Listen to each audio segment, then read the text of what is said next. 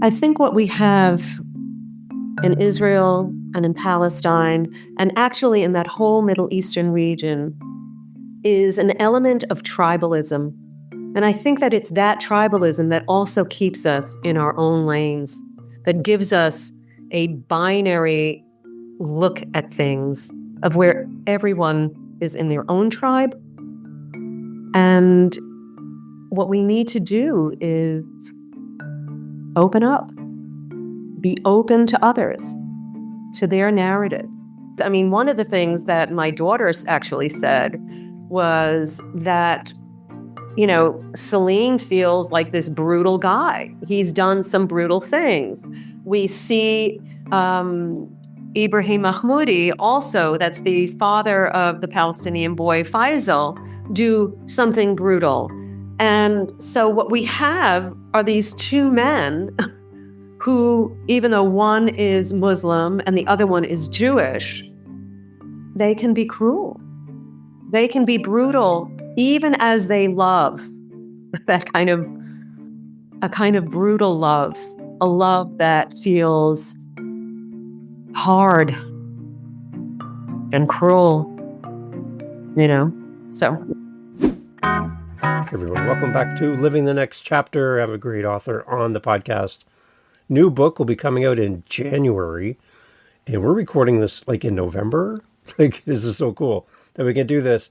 And what I love about my author today is I'm a huge history person, and I love going through and learning from our past. I think it helps us in the future. But then when the past becomes the present, and some things that have happened in the past kind of come back full circle.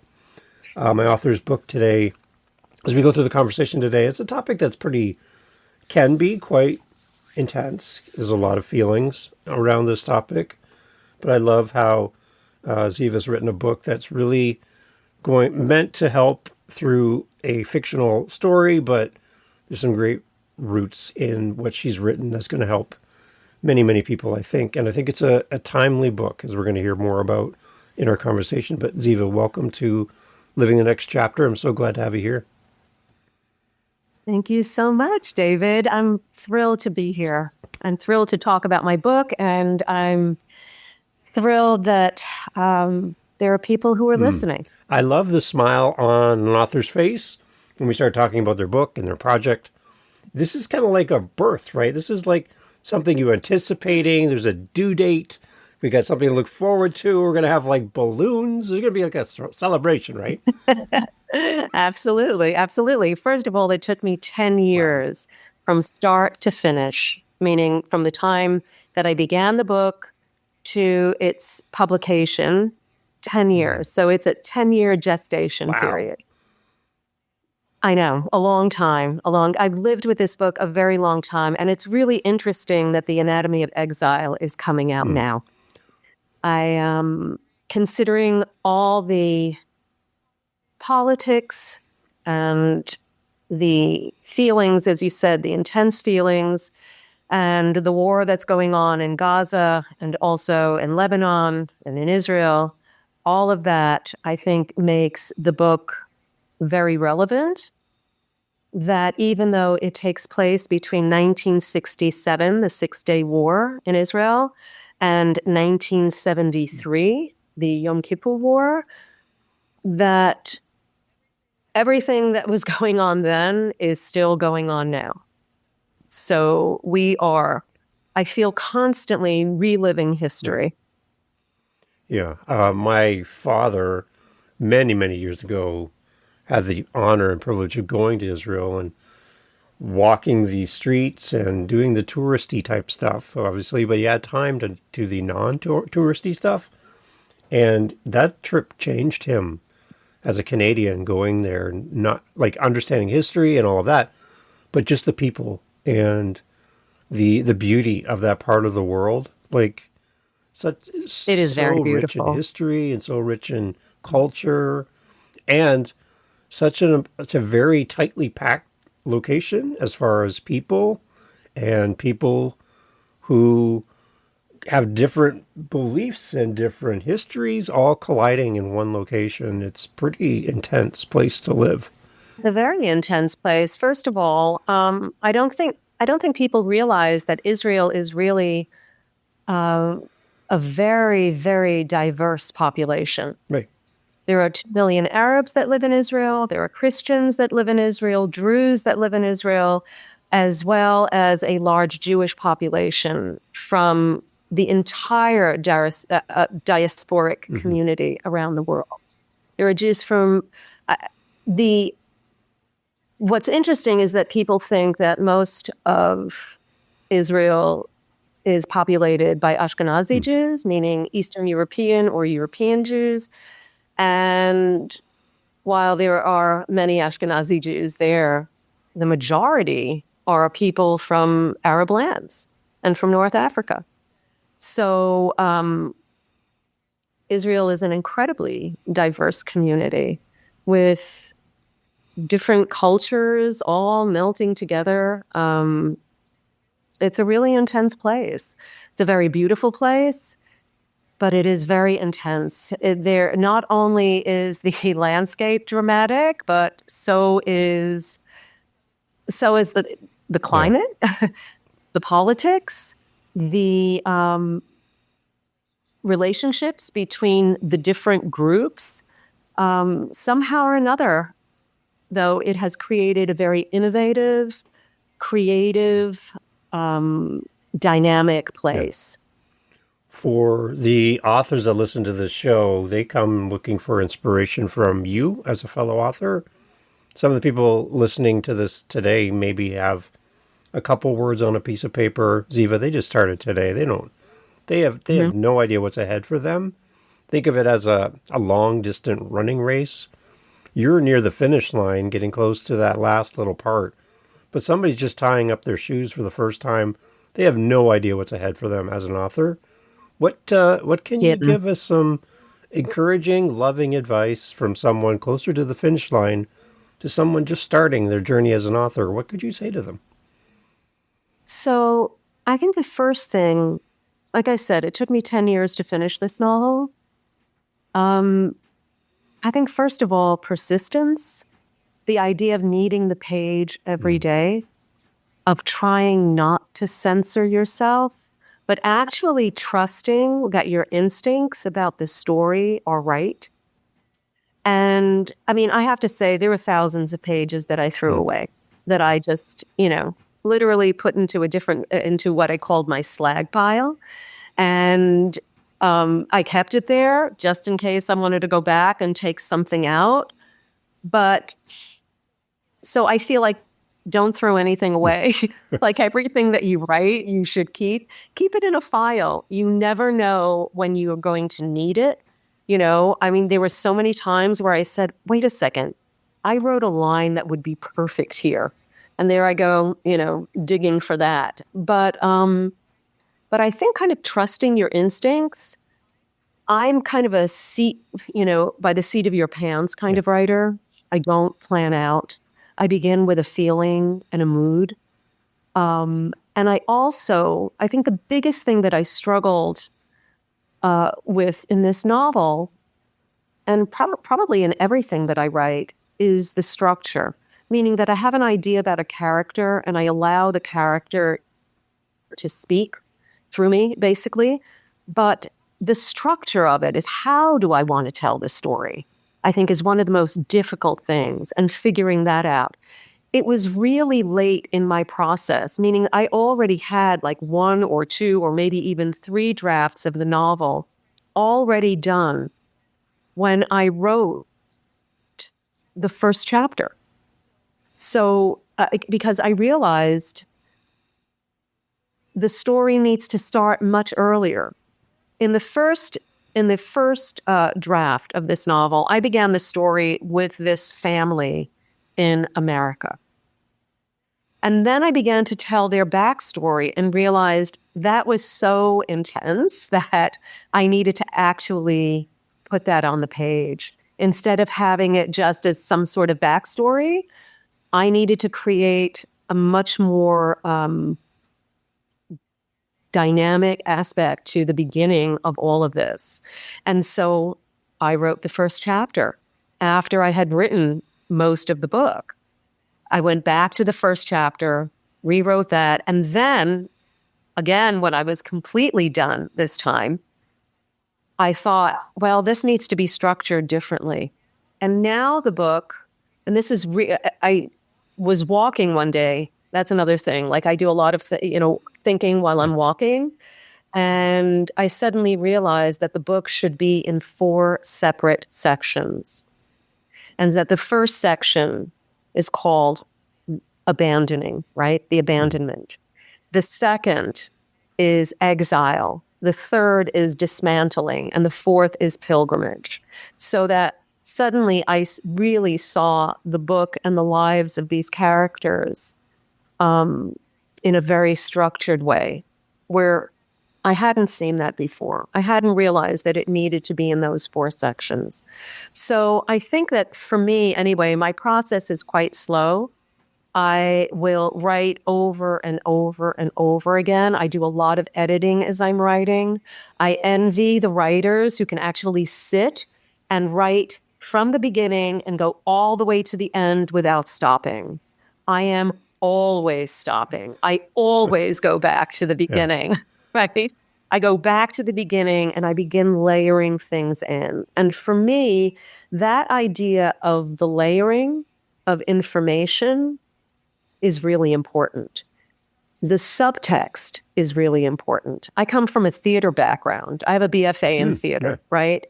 And so this idea of both subtext, what the character is saying and what the character means, can be 2 separate things. How do we show that on the page?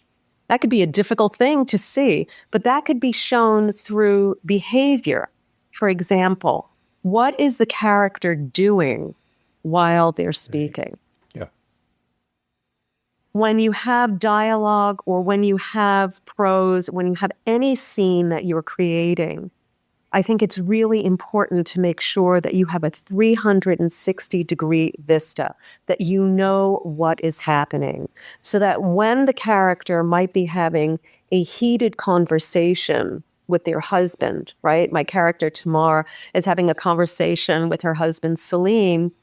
I want to know what she's hearing, what's going on inside her body, what she's feeling, what she sees when she looks at him, right? So it's not just about the dialogue, but it's everything around her, because that's how we live. As I'm sitting here, I'm aware of the tablecloth. I'm aware of the fact that there's a tree outside my window, that I'm hearing a plane fly over. A lot of things are happening as we're talking.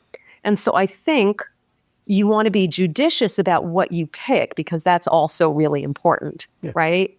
Not everything should go into a scene, but the important aspects that relate to the character and relate to what's going on are important.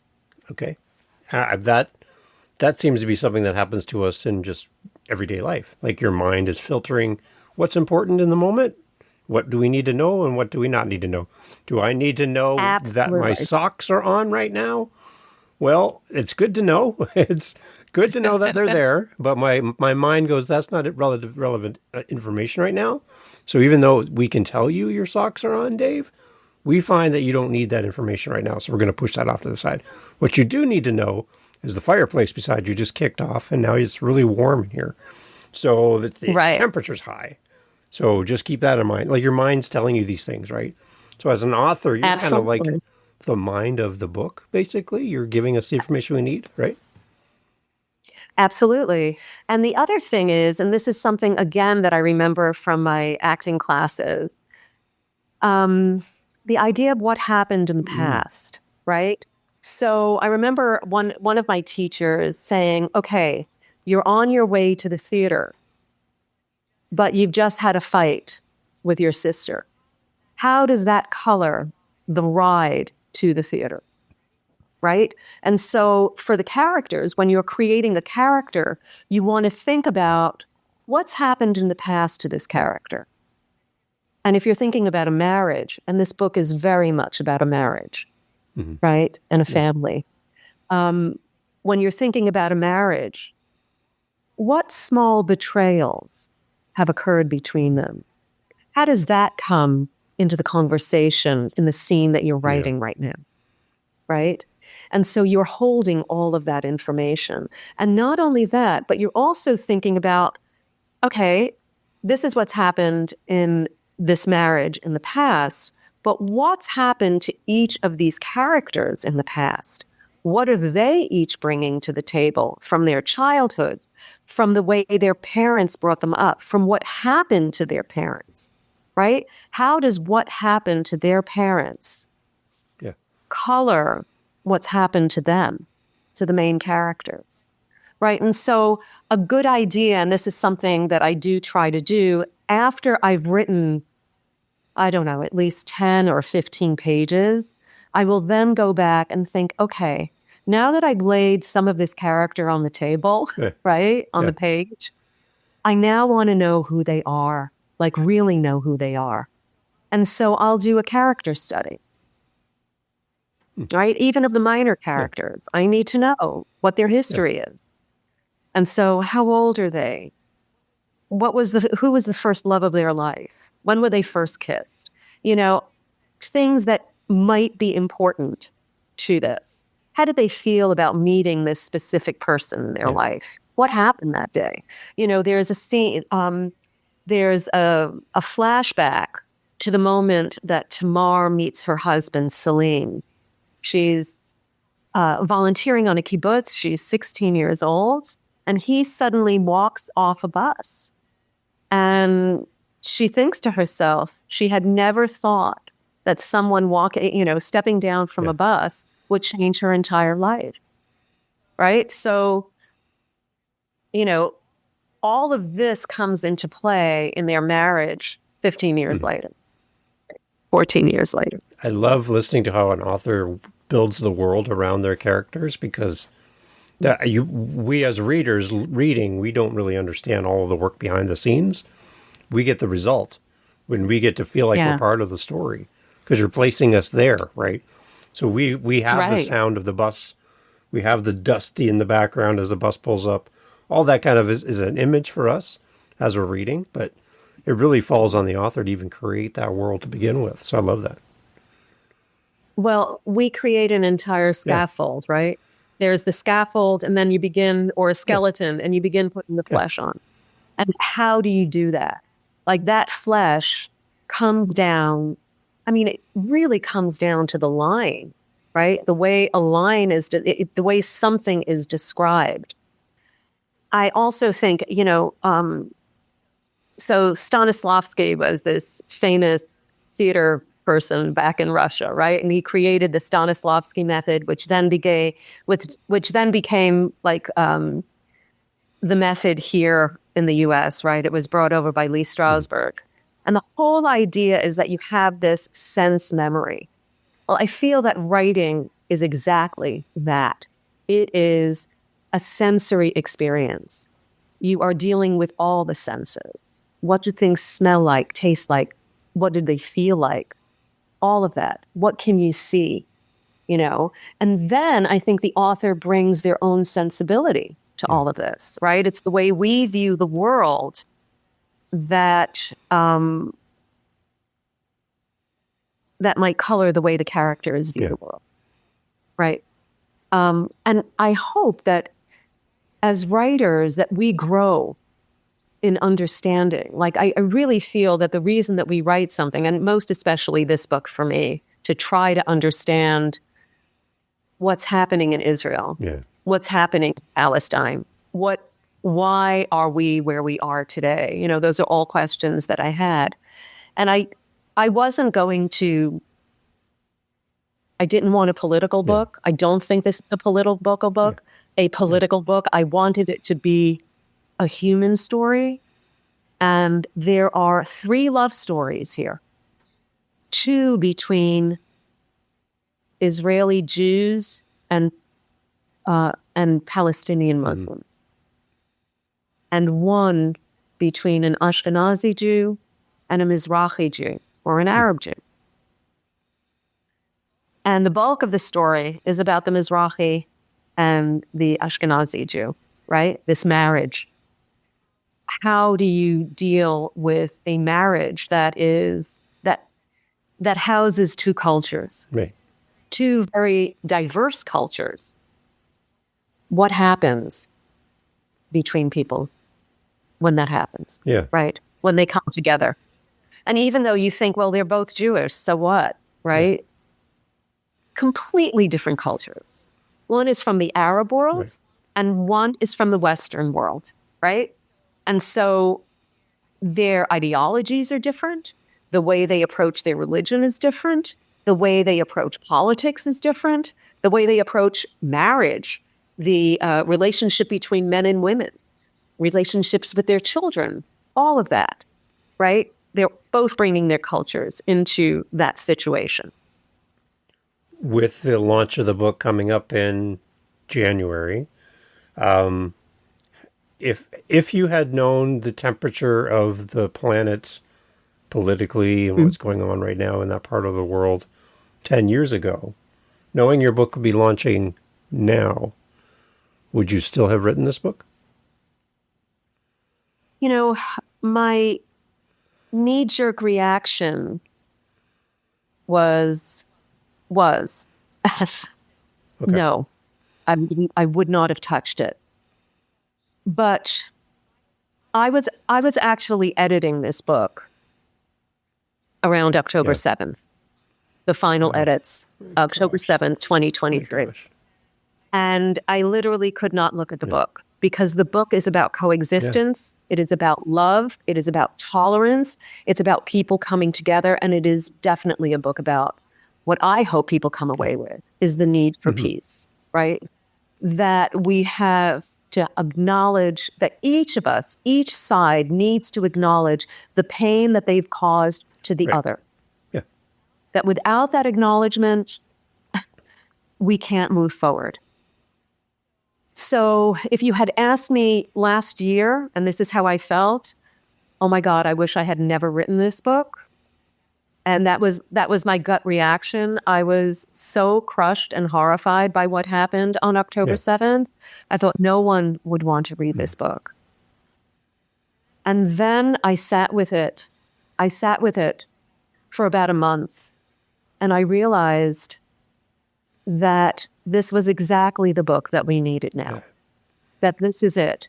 That it is a book about love and how can we possibly move forward. The first love story here is horribly tragic. The second, the marriage, has its difficulties, real difficulties. And the third is hopeful. And so I really feel that I'm moving through the gamut of history and human emotions in this book. And I feel very much that we have got to stop thinking in binaries, that we cannot think that there are villains and that there are heroes. Everybody on both sides have been heroes and everybody on both sides have been villains. We have got to stop thinking that way, and we have to start thinking about the human toil, the price that people are paying, that young people especially, what are we doing to our younger generations? You know, you have to stop thinking of the past, and you need to move forward into the present and into the future.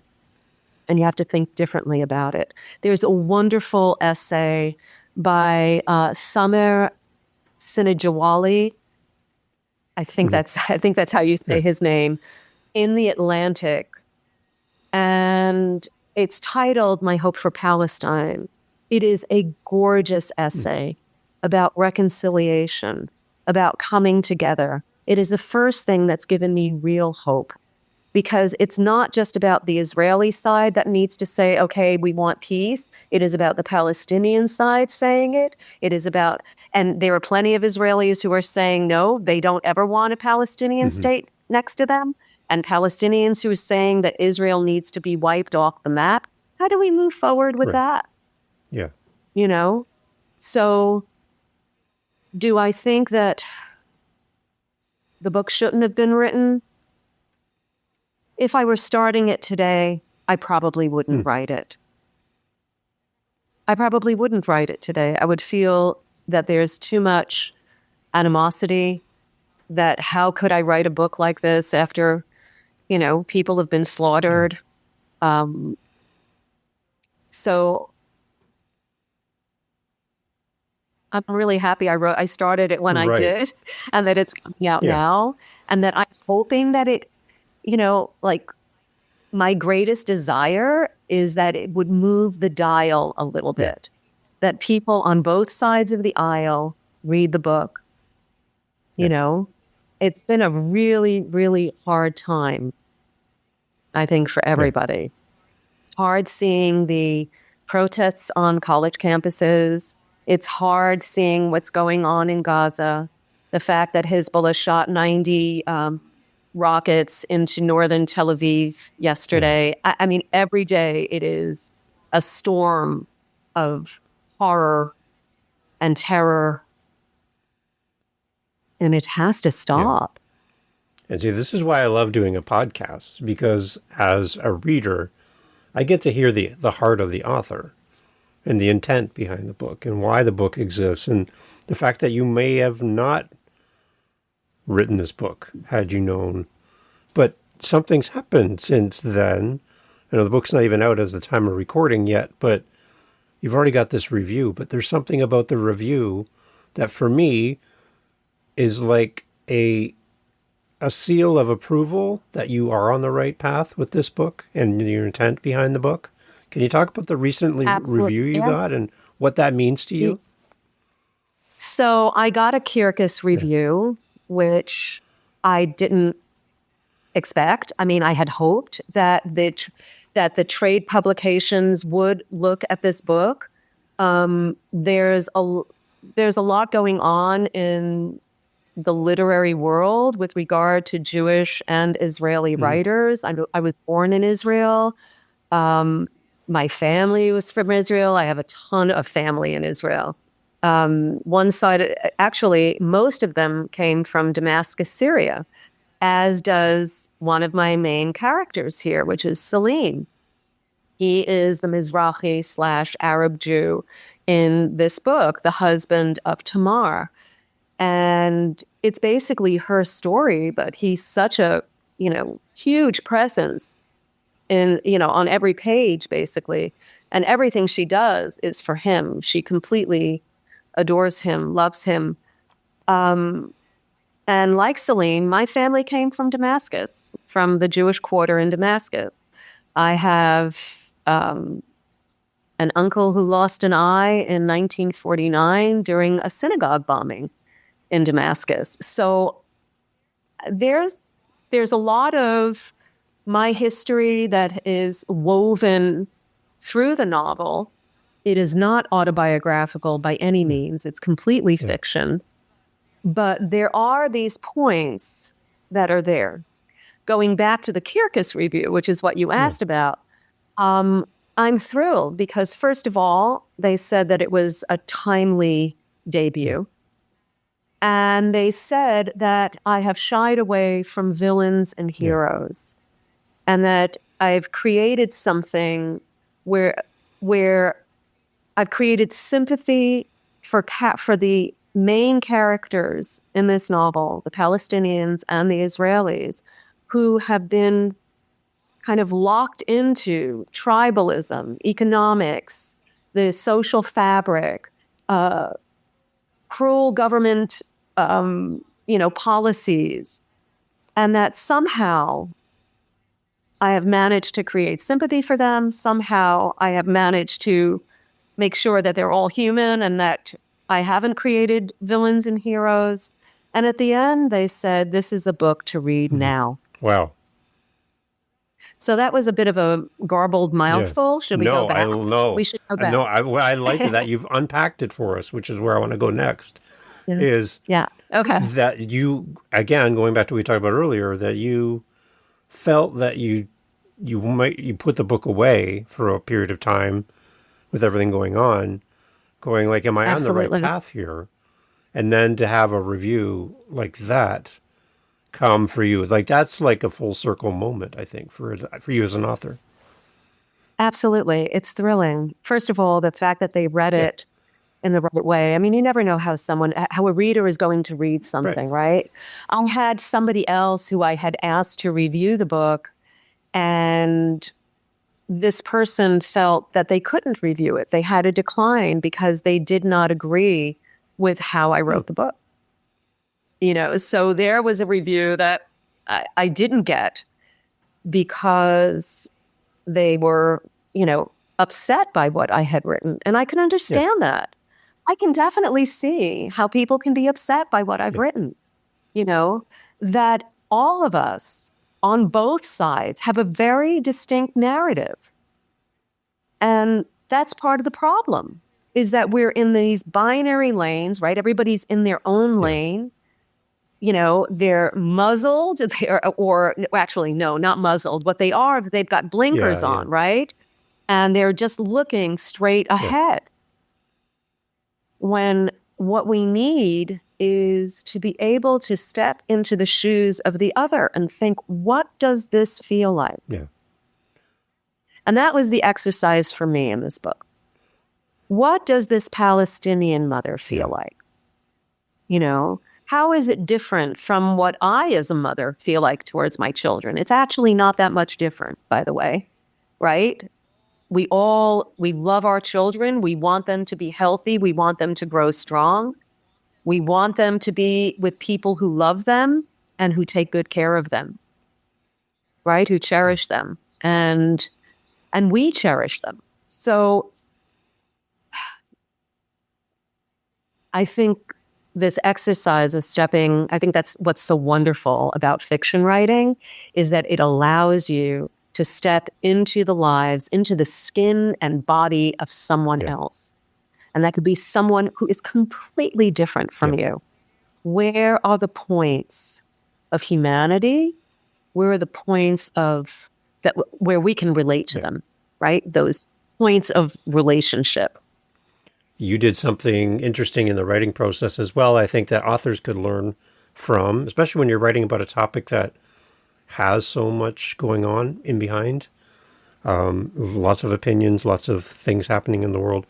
You leverage someone else to take a look at your book from a different point of view, and the feedback kind of shaped the book and your story and made you aware of some things you were unaware of. That famously, I've heard people say, you don't know what you don't know, right? So putting your book in front of someone else to get their thoughts and perspective help shape the book. Can you talk a little bit about that too? Sure. So I had some really wonderful beta readers. First of all, I'm in a writing group. So I would say to anybody who is writing, it's important to have feedback, even on the 5 pages you've written. If that's all that you've written, that's fine. Getting feedback is what's important. And so creating a writing community for yourself, that kind of networking, is so important. And it's good to have people who are, if you're writing fiction, be in a fiction writing group. If you want to have a more multi-genre group, that's fine too, where you've got poets and memoirists and people who are writing creative nonfiction and just, literary fiction or, whatever. I have somebody in my writing group who's also a novelist. I mean, all of us are novelists, but she writes mysteries. She's coming out with a book in March, Nice. right? And so, but we've been able to create a group together, right?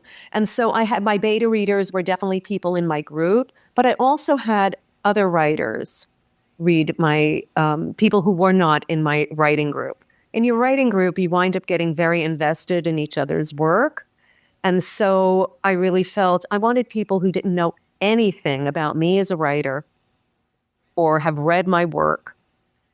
And their feedback was invaluable because they were able to see what I could not. One of the things that I kept getting was that the husband, Salim, was too cruel, too brutal, and that I really needed to soften him in order for him to be a sympathetic character. And over the years, because again, this took a long time, over the years, and most especially after the feedback that I got from my beta readers, I did soften him as a character. Not completely, because I think he grew up in a way that was difficult. I think what we have in Israel and in Palestine, and actually in that whole Middle Eastern region, is an element of tribalism. And I think that it's that tribalism that also keeps us in our own lanes, that gives us a binary look at things of where everyone is in their own tribe. And what we need to do is open up, be open to others, to their narrative. I mean, one of the things that my daughters actually said was that, Salim feels like this brutal guy. He's done some brutal things. We see Ibrahim Mahmoudi also, that's the father of the Palestinian boy Faisal, do something brutal. And so what we have are these two men who, even though one is Muslim and the other one is Jewish, they can be cruel. They can be brutal, even as they love. A kind of brutal love, a love that feels hard and cruel, so. Yeah. Over a 10-year span, your characters are going to age as well, right? Like, the beginning character, when you first started 10 years ago, all the way through the process, you're changing as a person. Absolutely. And I become more aware of my own understanding of who they are. I mean, look, it took a long time. I hope the next one doesn't take that long. I'm not exactly a spring chicken. And so I just feel like I can't take that much time. But I will say that when I finally got to the end, I felt a sense of grief that I would not be with these characters anymore. I really grew to love them.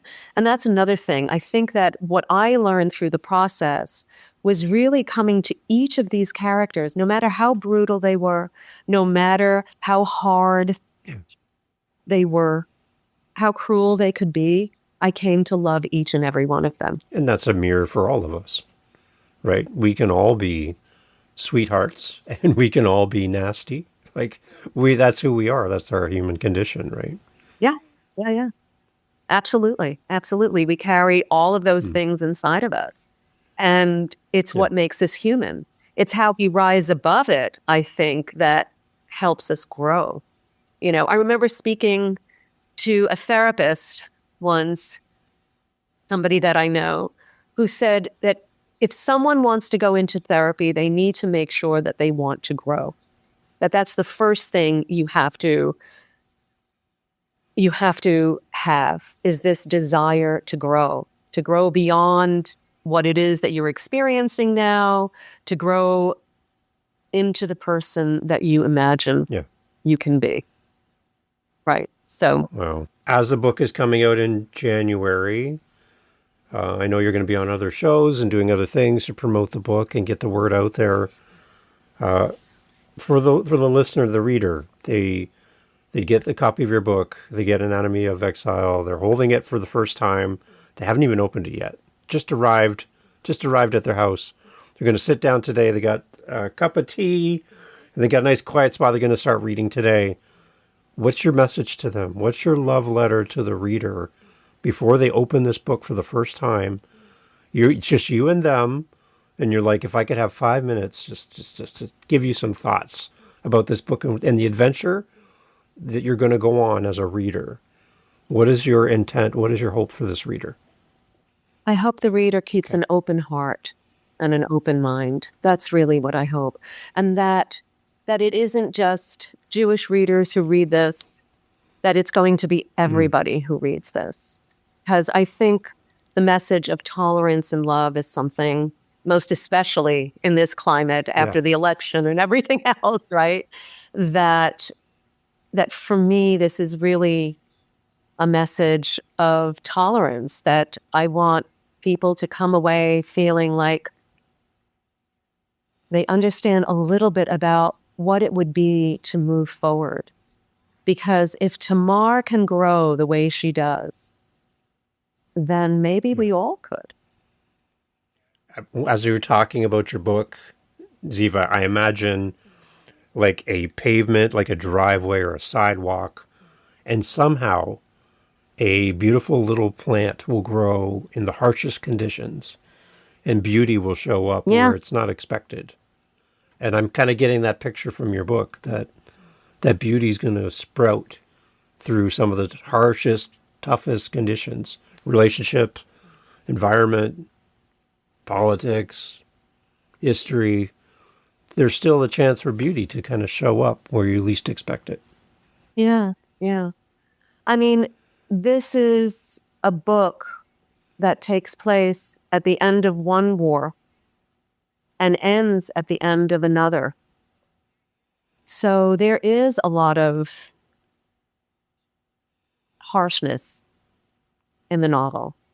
And I think that the environment plays on us, right? And that when we think about relationships, that in some way we have to understand that even when we don't mean to, we can betray the people we love. How do we come back from that? How do we make amends for that? How do we grow from that? Right? So, because this is also a book about secrets and betrayal. I mean, it's about a lot of things, you know? And it's not just about Palestine and Israel. I mean, honestly, the bulk of it is really about what it means to be an immigrant in the United States. Not an easy thing to be. And there's so much talk about immigration here and all of that, right? That how do we create a space of tolerance for that? You know, at some point in all of our lives, we'd been the other. Even though you think, well, yeah, I completely belong here and everything else, at some point, we always feel ourselves a little bit outside. Yeah. Right? And so to understand what that outsider feels like, what it means to walk in their shoes, again, was something that I tried to grapple with and hope that I've, sort of set the stage and given the right picture of what that can be like.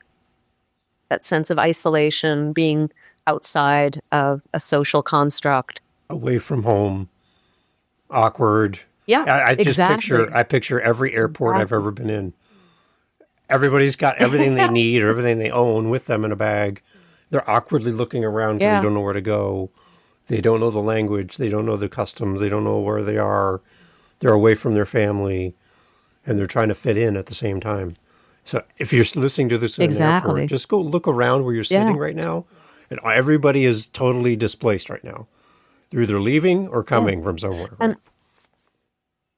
And I mean, the title, for me, is spot on, The Anatomy of Exile, because there are many, many different kinds of exile. You know, there's the physical one of where you are banished from your home and you need to go and you're displaced. And then there are the interior exiles, right? Exiled from the people that you love. Not necessarily in a physical way. You can be in the same room, right? And be completely far away from them. So, as I said, the book is about a lot of things. You know, the bulk of what we've been speaking about is Palestine and Israel. But that's not all that it's about. You know, it's about being Really, I think it's a very human story.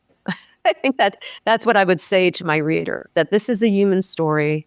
Please keep an open heart and an open mind. Excellent. I have your website up the whole time we're chatting, Zeeva. I love it. It's a beautiful website. I do have one last question for you before we close off. But take us to the website. Sure. I know there'll be future updates there around the book launch and places where people can interact with you in person or online and all that stuff. Can you talk about the website? Absolutely. So first of all, I decided probably last year that I needed a new website. And my daughter lovingly created my first website, and I loved it because there were photographs that I took of Israel on my website. And I thought they were special, and I felt that, oh, this is all me. But then when the book was coming out, I thought, my goodness, I really need a professional website. And so I'm going to put in a plug for Ilse Brink, who is one of the most amazing web designers. She does a lot of web design for many, many different writers, some very famous writers. And I thought, I'm going to reach out to this woman and see whether she can do my website. She loved the cover of my book, which is by Colin. Hold on. Sorry. I have his name. Colin Dockrell. His cover was so perfect. The first time I saw it, I thought, my goodness, this guy either read a very extensive synopsis or he read the entire book, because he just got the whole thing, right? He nailed it. And so Ilse wanted to use that background, and she did. And so you'll see that background throughout my website. She's amazing. You know, we did everything online, like through email, and she just knew exactly what to do. She had a great idea for the book, and as things come in, I send them to her and she puts them up. And so, yes, it's really a beautiful website. And some of those photographs there that if you go through are the ones that were from my previous website. And so she definitely understood me, like, immediately. You know, I also gave her, she wanted to take a look at the book, maybe not read the whole thing, but get a feel for it. And I think that she brought that to the website as well. I would love to hear from listeners. They are more than welcome to get in touch with me through my website. There's a contact sheet there. It's zeevabukai.com. And yeah, I'd love to hear what readers have to say. And just to keep it real and polite. Yeah. Civility. You know what I mean? Because again, I think that this is a book that can generate a lot of strong feelings. And which is another reason that I'm thrilled by the Kyrkos review, because I feel like this person sees exactly what I set out to do. Yeah, and before we hit record, you said that they said it's a book to read now. I'm like, what a great thing to hear, right? Isn't that amazing? Oh my goodness, I know, a book to read now. So maybe this is exactly when this book needs to come out. Do you see what I mean? Like all the horrors of war and everything that's gone on in the last year, which is 401 days, I think today, just miserable time. They understood that I am not trying to play politics here. I'm telling a human story. Yeah, I love it. Zeeva, thank you so much for being here. I love a conversation that just kind of meanders its way through, because as a listener, we're kind of following along as we go through this, right? And just that we can have this conversation and we can throw the spotlight on you. As we leave, one last question. As the author of this book, what are you most proud of that makes you smile when you see the book, touch the book, see the website, hear the reviews? What makes you most proud right now in this moment? It's going to change, right? It's going to adapt. But right now, what are you most proud of? You did it. I did it. You did. I persisted. There were times, 10 years is a long time. I grappled with so much self-doubt and still got to it almost every day. If I didn't write something, I read what I had written the day before. And even if I just tweaked it a bit, that was it. But I finished it. I completed it. I found an agent. I found a publisher, Delphinium Books. I'm so grateful that they are publishing my book. Murray Weiss, I'm so grateful. He's my agent. I'm so grateful to him for believing in this book. There were people who believed in this book. Joe Olshan from Delphinium Books, my editor, I had asked him after October 7th last year, I said to him, are you sure you want to publish this book in January 2025? And he said, this book is coming out. And the haters will just have to deal with it. So, yeah, I had people believing in this book. I mean, like, I'm so thrilled. And the Kirkus review just makes me feel like, oh, thank goodness. And the blurbs that I got from authors that I so admire, Elizabeth Graver, Ayelet Sabari, Amy Gottlieb, Chris Kander, Marcia Butler, Yona Zelda. I mean, the list goes on, and Joan Legant. So really marvelous writers that I have incredible admiration for, willingly and lovingly blurbed my book, gave me endorsements. So reading those, I felt like, really? Is that really what my book is about? Do people really feel that way after they read it? I think like any writer, no matter what stage they're in, feels that self-doubt, that everything that you're writing, oh my God, this is terrible. Yeah. What was I thinking, right? But in the end, I persisted, and now it no longer belongs to me. It belongs to the reader.